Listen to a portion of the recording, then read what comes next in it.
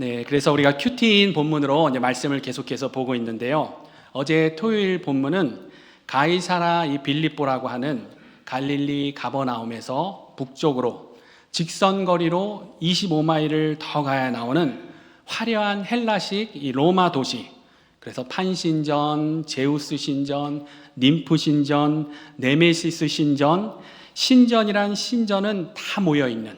그래서 화면 보여주실 수 있으면은 지금도 가면은 저렇게 터가 남아 있습니다. 신전이란 신전은 다 모여 있는 헤롯 대왕이 황제 아우구스투스에게 헌정한 도시. 그래서 신전들 중에 거대한 아우구스투스 황제 신전도 있고, 그리고 이 도시 이름도 가이사라 빌립보, 그러니까 가이사라 시저 빌립보라는 이 도시에서 예수님께서 사람들이 나를 누구라 하느냐, 또 너희는 나를 누구라 하느냐, 이렇게 물으셨던 것입니다. 그래서 지금 보이는 이 사진이 지금 가시면 볼 수 있는 그러한 모습이고요. 그래서 이제 상상을 해서 예수님 당시에는 이러한 모습들, 저렇게 큰 신전들이 가득한 이방 도시였던 것입니다. 그런데 우리 예수님께서 따르는 무리들이 많이 있을 때, 우리 예수님이 얼마나 인기가 좋으십니까? 사람들이 막 구름같이 모여 있었을 때, 그때 예수님이 사람들이 나를 누구라 하느냐, 너희들은 나를 누구라 하느냐, 그러면 누구나가 이 자신 있게 대답할 텐데, 예수님께서 제자들을 데리고 이 갈릴리에서도 한참 떨어져 있는 2, 3일을 자고 가야지 갈 수 있는 이 도시까지 데리고 가셔서 이 온갖 신전들이 가득하고 거대한 황제 신전터가 있는 이 눈치 보이고 주눅 들 수 있는 이런 장소로 제자들을 데리고 오셔서, 그러나 예수님께서는 이러한 곳에서 주는 그리스도시요 살아계신 하나님의 아들이라는 그 진리를 선포하게 하셨던 것이죠. 그리고 오늘 본문 우리가 함께 읽었던 그 첫 구절을 보시면 엿새 후에 우리 예수님은 제자들 중에 특별히 베드로, 야고보, 요한만을 데리고 높은 산으로 그렇게 나아가셨습니다. 그래서 2절에 그렇게 되어 있죠. 엿새 후에 예수께서 베드로와 야고보와 요한을 데리시고 따로 높은 산에 올라가셨더니 그들 앞에서 변형되사.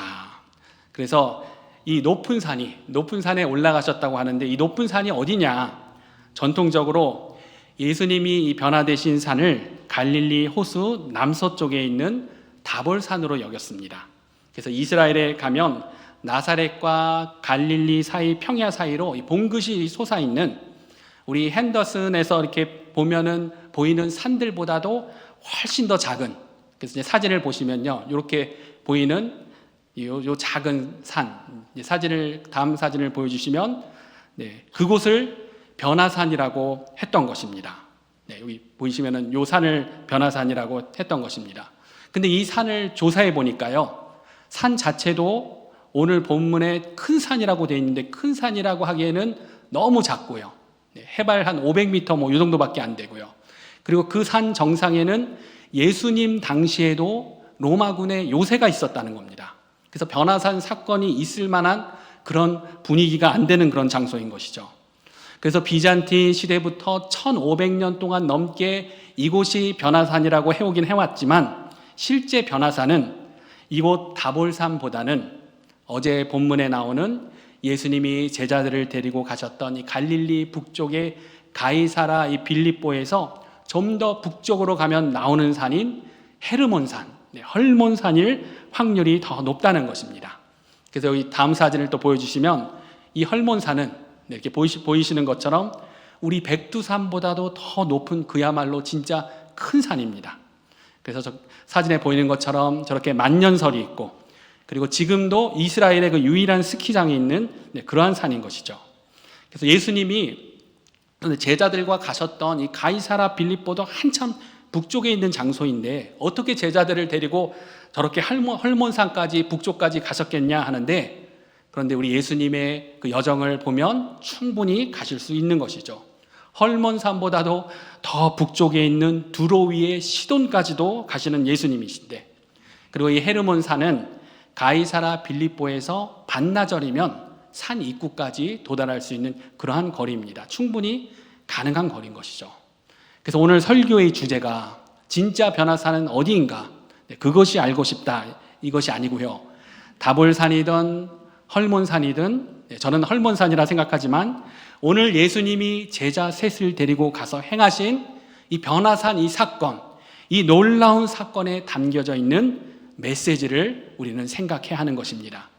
그렇게 우리가 붙들어야 되는 첫 번째 메시지는 무엇입니까? 그것은 변화산 사건을 통해 가장 먼저 생각할 메시지는 우리도 변화될 자들임을 기억해야 한다는 것입니다.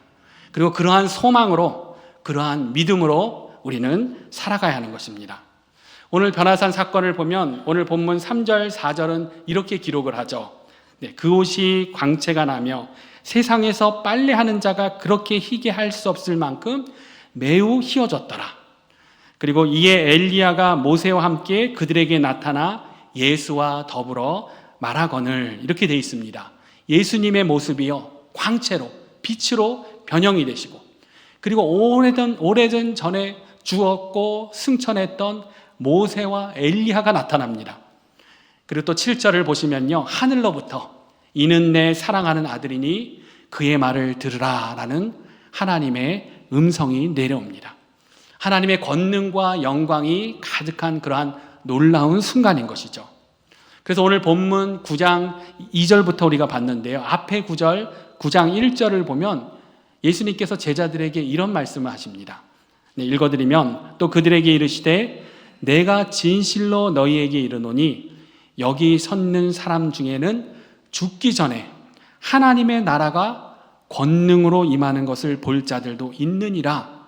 예수님이 이렇게 말씀하셨는데요, 그래서 예수님 제자들 중에 죽기 전에 하나님의 나라가 권능으로 임하는 것을 볼 자들이 있을 것이다, 이렇게 하셨는데, 오늘 선택된 베드로, 야고보, 요한, 바로 이들이 변화산에서 하나님의 영광의 그 권능으로 임하는 그 놀라운 것을 보게 되는 것입니다. 오늘 이 제자들이 경험한 하나님의 영광의 순간, 예수님께서 제자들과 우리들에게 이 변화산 사건을 통해 기본적으로 알려주시는 그런 교훈은 무엇입니까? 그것은 바로 오늘 등장한 이 모세가 어떤 모세입니까? 모세오경, 율법을 대표하는 그러한 자이죠. 그리고 또 오늘 등장한 이 엘리야는 선지자를 대표합니다. 그렇기 때문에 이 변화산의 이 장면은 분명한 선언이 되는 것입니다. 어떤 선언입니까? 그 선언은 바로 우리 예수님은 율법과 선지자의 완성이라는 것입니다. 예수님은 하나님의 살아계신 말씀이라는 것이죠. 하늘의 음성이 그것을 또한 확인해 주는 것입니다. 오늘 7절에 마침 구름이 와서 그들을 덮으며 구름 속에서 소리가 나되 이는 내 사랑하는 아들이니 너희는 그의 말을 들으라. 그래서 우리 예수님이 세례 받으실 때도 성부 하나님께서 그렇게 확인해 주셨는데, 이 변화산에서 다시 한번 이렇게 말씀해 주시는 것입니다. 그래서 오늘 변화산 이 사건을 통해 예수님이 가르쳐 주시는 가장 기본적이고 분명한 메시지는, 우리 예수님은 모세의 율법보다도, 그리고 어떤 선지서보다도 크고 완전하신 성자 하나님이라는 그러한 사실인 것이죠. 그런데 이러한 진리와 함께 예수님께서 제자들에게 가르치고 계신 또 다른 메시지를 우리가 생각해야 합니다. 그것은 바로 우리도 변화될 그러한 자들이라는 사실인 것이죠. 우리 예수님은 이제 십자가를 준비하십니다. 죽음을 준비하십니다. 죽음 후에 부활과 영생을 준비하시는데, 그런데 제자들을 보면 이 제자들은 계속해서 땅의 것만 생각하죠. 이 땅에서 이뤄질 메시아 왕국에 집착합니다. 계속해서 누가 메시아 왕국에서 예수님의 오른편에 앉을 것인가, 왼편에 앉을 것인가, 이것이 이들의 최대 관심사이죠. 그런데 예수님께서는 오늘 제자들에게 십자가 사건 전에 반드시 알아야 할 진리를 가르쳐 주시는 것입니다. 먼저는 우리 예수님께서 이 변화산에서 새로운 모습으로 변화하십니다. 그리고 이미 오래전에 세상을 떠났던 모세가 등장하죠. 그리고 또 하늘로 올려졌던 이 엘리야가 등장합니다. 변화산 사건을 통해 주시는 또 하나의 중요한 진리, 바로 그것은 십자가의 죽음을 앞두고 부활의 첫 열매를 준비하시며 우리 예수님께서 가르쳐 주시는 강력한 메시지, 그것은 바로 결코 죽음은 끝이 아니라는 것입니다. 영광의 빛이 있는 곳, 광채나는 새로운 몸을 입고 얼굴과 얼굴을 맞대고 대화할 수 있는 곳, 새로운 몸을 입을 부활의 소망이 돼 영원한 생명이 돼 제자들에게 오늘 변화산에서 직접 보여주시는 것이죠. 이것이 변화산 사건에 담겨있는 또 다른 중요한 메시지인 것입니다. 우리가 오늘도 그렇게 했고 사도신경으로 늘 하는 고백, 몸이 다시 사는 것과 영원히 사는 것을 믿사옵나이다. 이것은 그냥 입술만의 고백이 아닙니다. 그냥 무의미한 그런 고백이 아닙니다. 예수님께서 오늘 변화산 사건을 통해 우리에게 분명히 가르쳐 주시는 내용인 것이죠. 우리 믿음의 선배들이 붙들고 누렸던 믿음과 능력인 것입니다. 우리는 결코 썩을 몸으로 그렇게 끝나는 그러한 존재가 아닙니다. 그래서 미디어에서 되게 유행했었고 이제는 한 장르가 되어버린 좀비라는 것이 있죠. 그래서 살긴 살았는데 끔찍한 모습으로 의식도 없이 오직 사람들을 잡아먹을 그 의지만 있는 그러한 존재. 그래서 좀비를 아마 다들 아실 겁니다. 근데 예전에 보면요, 이 좀비가 굉장히 느렸었는데, 느리게 흐느적흐느적 했었는데 어느 순간부터 이 좀비가 굉장히 빨라져 가지고요, 얼마나 빠르게 막 다니는지. 그래서 아마 긴장감을 높이기 위해서 이제 그렇게 했겠죠.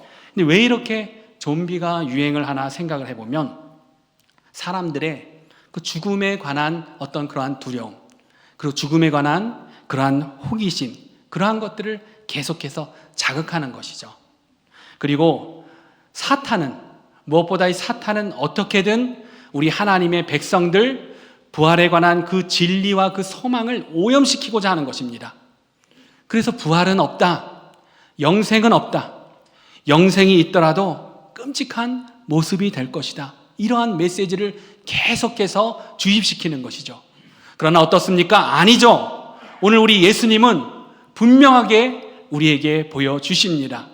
3절에도 그 옷이 광채가 나며 세상에서 빨래하는 자가 그렇게 희게 할 수 없을 만큼 매우 희어졌더라. 너무나 아름다운 모습으로 그 광채로 그 영광으로 눈부셨다는 것입니다. 그래서 저는 저와 오래전에 함께 사역했던 이 한 목사님께서 임종하시기 전에 바로 제 옆에서 빛이다, 빛이 보인다, 이렇게 외쳤던 것을 지금도 기억합니다. 그런데 그렇죠.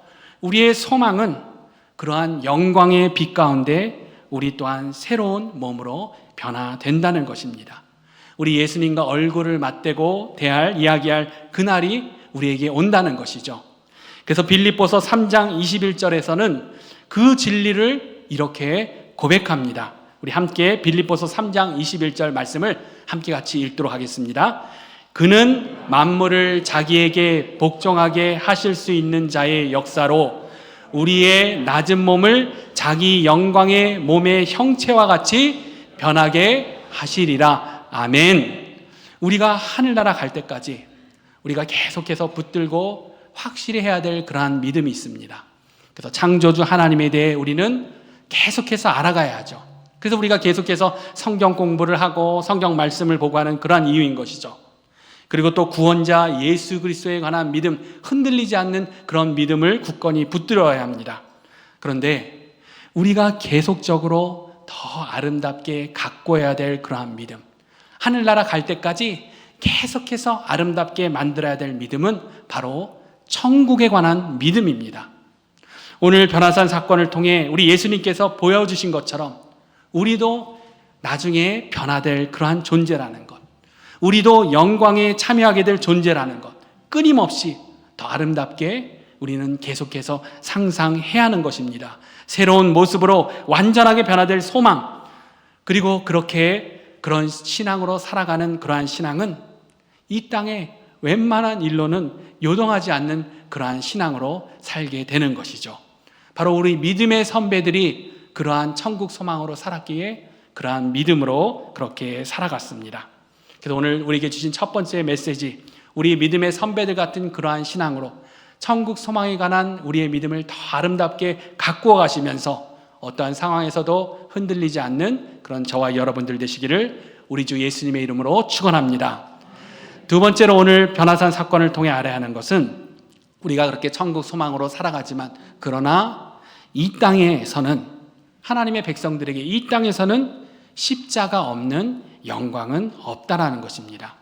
하나님의 백성에게는 우리가 이 땅을 살아가는 동안 반드시 우리들이 짊어져야 할 크고 작은 십자가들이 있다라는 것을 우리는 알아야 합니다. 이곳 변화산에 오기 전에 가이사라 빌립보에서 베드로가 주는 그리스도시라는 그 고백으로 칭찬받았었죠. 그러나 베드로가 예수님의 십자가의 길을 막으려 했을 때 예수님에게 바로 다시 책망을 받습니다. 심지어 예수님께서는 방금 전까지는 칭찬하셨었는데 베드로에게 사탄아 물러가라 그렇게 말씀하시죠. 왜 그렇습니까? 영광만 원했기 때문입니다. 고난 없는 그러한 메시아를 기대했기 때문인 것이죠. 그런데 만약에 예수님께서 고난 없는 메시아의 길, 십자가 없는 메시아의 길을 가시고자 했더라면 우리 예수님은 언제든지 얼마든지 처음부터 그렇게 하실 수가 있었습니다. 공생의 처음부터 우리 예수님 광야에서 시험 받으실 때 돌로 떡덩이를 쉽게 만들면 되는 것이죠. 그리고 헤롯 성전에서 그렇게 뛰어내렸는데 대제사장, 유대 지도자들 다 보는데 천사가 받아주고 그랬으면 십자가 없는 메시아의 길, 고난 없는 메시아의 길, 쉬운 메시아의 길을 가실 수 있었습니다. 오늘 변화산 사건도 그렇죠. 그토록 예수님이 메시아인 것을 부인하고 시험하고 함정에 빠뜨리려고 하는 이 바리새인과 서기관들이 오늘 변화산의 이 장면을 봤으면 어떻게 됐겠습니까? 그토록 율법과 선지서를 중요시하는 이들이 예수님이 모세와 엘리야와 더불어 이야기하고 그리고 성부 하나님이 이는 내 사랑하는 아들이라고 하는 것을 봤다면 바로 고난 없는 메시아, 인정받는 그런 메시아가 가능했던 것입니다. 십자가의 길을 가실 필요가 없는 것이죠. 그러나 우리 예수님께서는 그렇게 하지 않으십니다. 그리고 다시 부활할 때까지 아무에게도 알리지 말라고 하시죠. 이런 예수님에 대해 제자들이 오늘 이러한 또 질문을 합니다. 9장 11절에 보면 이에 예수께 묻자와 이르되 어찌하여 서기관들이 엘리야가 먼저 와야 하리라 하나이까? 왜 제자들이 예수님에게 이러한 질문을 하겠습니까?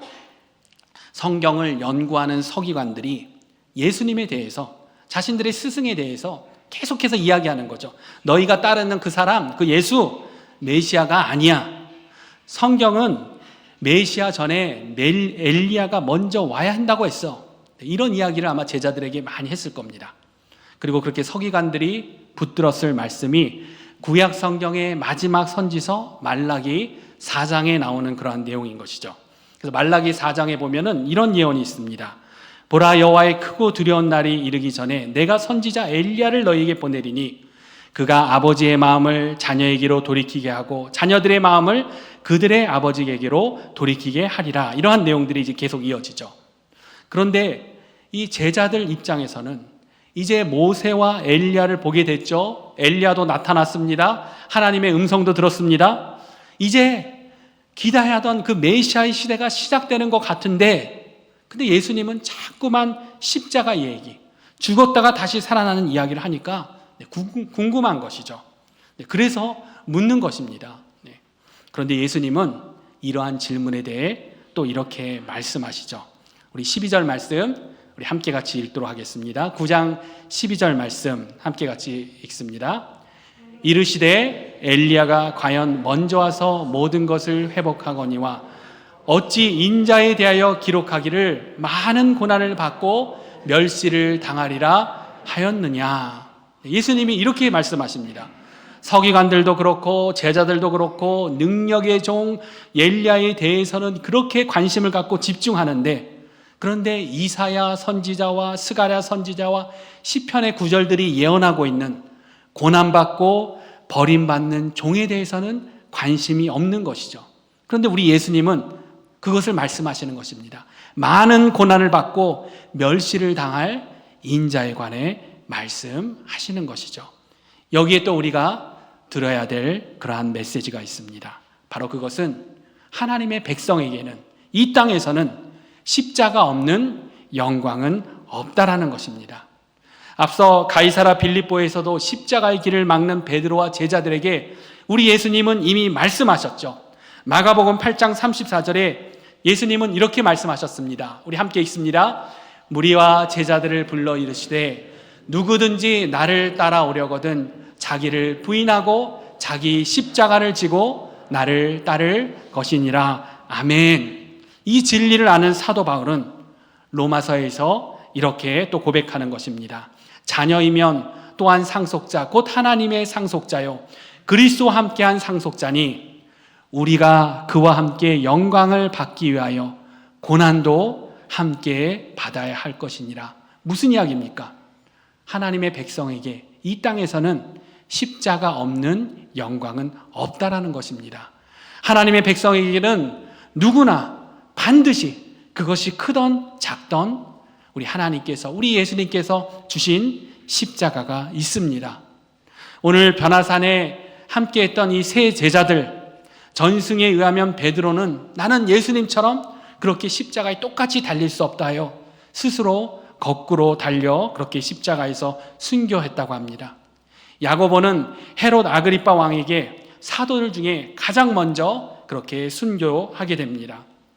사도 요한은 노년에 또 반모섬에 유배되어 고통과 핍박을 받아야만 했습니다. 모두가 너무나 감당하기 힘들었을 그러한 십자가를 지셨던 분들이죠. 사도 바울은 네로 황제에 의해 참수형을 당해야 했죠. 그런데 지금 우리 시대에 우리의 십자가는 그런 형태는 아니죠. 그러나 우리 하나님의 백성이 져야 하는 십자가는 분명히 존재합니다. 우리를 부인하고 그리고 하나님께 순종해야 하는 그러한 십자가입니다. 함께 영광을 받기 위하여 함께 고난을 받는 그러한 십자가입니다. 이러한 십자가는 내 자존심을 내려놓아야 할 수도 있고 그리고 내가 옳은 것 같지만 그러나 내가 이기지 않는 것, 인정받고 싶은 그런 마음을 내려놓고 포기하는 것, 내 뜻보다 하나님의 뜻을 선택하는 것, 내 편안함을 내려놓고 내 시간과 물질과 재능을 드리는 것, 이러한 것들이 다 우리가 져야 하는 그러한 십자가인 것이죠.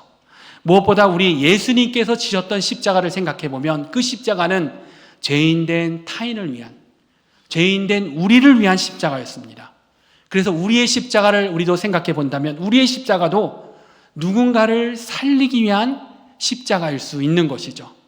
그래서 우리의 배우자를 용서하는 것, 자녀에게 인내하고 사랑으로 우리 자녀들을 위해 기도하는 것, 교회에서 받은 상처를 참고 오히려 사랑으로 용서하고 사랑으로 반응하는 것, 그리고 그냥 편하고 쉽게 그렇게 살아갈 수 있지만 누군가를 위해 리더가 되고 멘토가 되어 하나님의 마음으로 예수님의 사랑으로 섬기는 것, 이 모든 것이 바로 예수님을 따르는 십자가인 것입니다. 십자가를 향해 가고 계신 예수님을 묵상하는 그러한 사순절 기간이죠. 그래서 우리를 위한 예수님의 그 십자가가 어떤 십자가였는지를 우리가 묵상하지만 그러나 이 사순절 기간 우리는 우리 자신들에게 주신 십자가, 내가 지고 예수님을 따르고 있는 그 십자가에 대해서도 우리가 생각하고 묵상해야 하는 것입니다. 우리의 십자가는 이 땅을 살아가는 동안만 지고 가는 그러한 십자가입니다. 그리고 나 혼자 지고 가는 십자가가 아니기 때문에, 우리 예수님이 함께 하시는 십자가이기 때문에 이 십자가는 결코 어떤 힘든 그런 십자가가 아니라 기쁨과 소망과 감사가 있는 그러한 십자가입니다. 그렇기 때문에 이 십자가 뒤에는 반드시 영광이 있다고 우리 하나님께서, 예수님께서 약속하시는 것이죠. 십자가 뒤에 영광, 고난 뒤에 부활이 있다라는 이 진리를 기억하며 하나님 앞에 서는 날까지 우리 각자의 주신 십자가를 더욱더 기쁨과 감사로 잘 감당하시는 저와 여러분들 되시기를 우리 주 예수님의 이름으로 축원합니다. 마지막 오늘 변화산 사건을 통해 가르쳐 주시는 진리는 하나님의 백성은 머무는 자가 아니라 전진하는 사명자라는 것입니다. 오늘 말씀을 보면 하나님의 영광을 보며 이 제자들은 전진하는 게 아니라 머물고 싶었죠. 그래서 5절 보면은 베드로가 이렇게 이야기합니다. 베드로가 예수께 고하되 랍비여, 우리가 여기 있는 것이 좋사오니 우리가 초막 셋을 짓되 하나는 주를 위하여, 하나는 모세를 위하여, 하나는 엘리야를 위하여 하사이다 하니. 그래서 이 변화산의 영광이 얼마나 눈부셨겠습니까? 그래서 이 베드로가 초막 셋을 짓겠다고 하는 것이죠. 그 영광에 머물고 싶고 그 감격의 순간이 영원했으면 하는 겁니다. 모세도 있고 엘리야도 있고 메시아 예수님이 계시고 성부 하나님의 음성과 우리 하나님의 임재가 있는 곳이라면 이제 굳이 예루살렘, 헤롯 성전 이런 게 필요 없는 것이죠. 그래서 일단은 이곳에 이 변화산에 초막셋을 짓고 앞으로 이곳에 새로운 거룩한 도시 메시아 왕국을 이곳으로 만들면 되겠구나. 이것이 베드로의 번뜩이는 그런 아이디어였을지도 모릅니다. 그러나 우리 예수님 어떻게 하십니까? 내려가시죠. 다시 십자가를 향해 나아가십니다. 왜 그렇습니까? 변화산의 영광보다 주신 사명, 골고다의 십자가, 그 사명이 더 중요하기 때문입니다. 우리 예수님께서 제자들을 이 변화산으로 부르시고 변화산에서 보여주시지만 이 변화산 사건은 어떤 영광 체험이 목적이 아니라 예수님이 이제 주시려는 미션, 세상의 구원, 세상의 복음을 증거하는 것이 목적인 것입니다. 그래서 오늘 변화산 사건을 통해 예수님이 주시는 그런 마지막 사명을 생각하면서 우리의 신앙은 영광에 머무는 신앙이 아니라 십자가를 지고 내려가는 신앙, 안주하는 신앙이 아니라 우리에게 주신 사명을 향해 전진하는 신앙임을 우리가 다시금 알게 되는 것입니다. 그래서 나는 지금 하나님과 너무 잘 지내고 있다. 내 신앙 상태가 너무나 그냥 행복하고 좋다. 그런데 딱 그렇게까지만 머물러 계신 그러한 분 계십니까? 하나님의 영광을 경험했다면 우리는 그 영광으로 머무는 것이 아니라 세상으로 나가야 합니다. 우리 핸더슨 주사랑교회에 하나님의 영광이 가득했다면 우리 교회는 머물러 있는 그런 센터가 아니라 우리끼리 행복한 그런 센터가 아니라 전진하는 그런 교회가 되어야 합니다. 이것이 오늘 예수님께서 우리에게 가르쳐 주시는 그러한 메시지인 것이죠. 오늘 예수님께서는 변화산 사건을 통해 우리에게 세 가지 본과 가르침을 주십니다. 그것이 무엇입니까? 우리는 마지막 때 우리 예수님처럼 아름답게 변화될 그러한 존재라는 그러한 사실, 그리고 우리가 이 땅에 살아가는 동안 십자가 없는 그러한 영광은 없습니다. 우리에게 주신 십자가, 크고 작은 십자가, 그러나 우리 예수님이 함께 그곳에 계시기 때문에 그것이 고통스럽고 부담이 되고 힘든 십자가가 아니라 기쁨과 감사와 소망이 되는 그러한 십자가 되는 줄로 믿습니다. 그렇게 머물지 않고 전진하는 그러한 신앙, 그렇게 우리의 가정으로, 우리의 일터로, 핸더슨으로, 우리 베가스로, 이 핸더슨과 베가스를 넘어서 열방으로 십자가를 지고 전진하는 신앙의 사람들 되시기를 우리 주 예수님의 이름으로 축원합니다.